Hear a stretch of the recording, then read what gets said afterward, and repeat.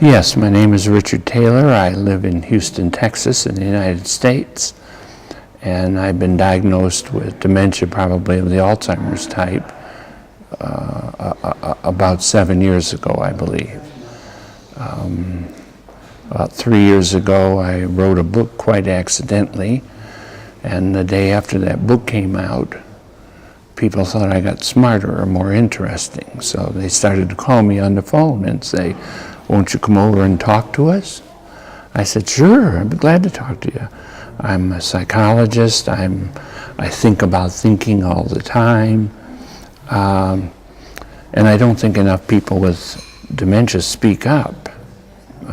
People don't know what it's like to live with it because people don't talk about it." So I just started to go around when people would ask me to go speak at churches and little conferences. And that just kind of snowballed into a new purpose to my life.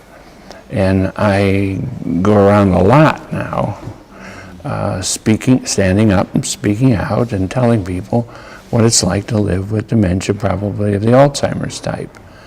I don't consider myself the voice of Alzheimer's.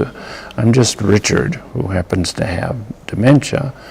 But after talking to hundreds and hundreds of people with dementia all over the world, I found that there's a lot of common issues between us. And it's of value to say that directly to professionals and caregivers and at conferences such as this one. For me, the most important issue in almost any issue concerning dementia is involving people with dementia in their own care, involving people with dementia in the design of pharmacological interventions, asking them, amazingly enough, what they personally want themselves, taking the time to sit and listen to them, looking for new strategies to figure out how to communicate with people deeper in the symptoms of dementia. So the most important issue is that we're ignored. But people who don't have dementia figure out ways to help us. That people who have never had dementia and probably never spent more than an hour with someone with dementia are out teaching other people what to do to help people with dementia. So for me, the most important issue is for people to understand who don't have dementia that people who do have dementia are still whole human beings. That is, we have all the needs of every human being. It's not like we have a little hole in our head and our brains are falling out at night. We still need a sense of self, a sense of dignity, a sense of privacy. We just are not in a position to get those always for ourselves.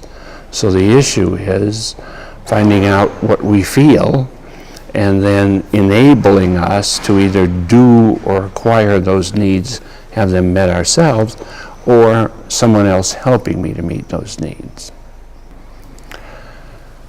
I think 10 years from now, we'll be embarrassed for our emphasis on pharmacological care. I think we're slowly coming around to the belief that dementia may not be an illness in the sense that there is a pill somewhere and we just haven't found it that will make dementia go away. I think we will be embarrassed that we've spent so much money on the search for a cure and relatively so little money on pharmacological interventions, understanding them, teaching caregivers how to do them themselves, posting them on a website somewhere, having conferences that focus on those. So I'm more positive about the future than I've ever been because of what's being done here and what will be built upon here. My personal hope is that this conference will encourage people in Spain who have dementia to stand up and speak out. That the next time they have the conference, Richard won't come to speak, but there'll be half a dozen people from Spain here that have taken up the cause of telling people what it's like to have dementia. When that happens, non-pharmacological interventions will just happen because people will say, this is what I want.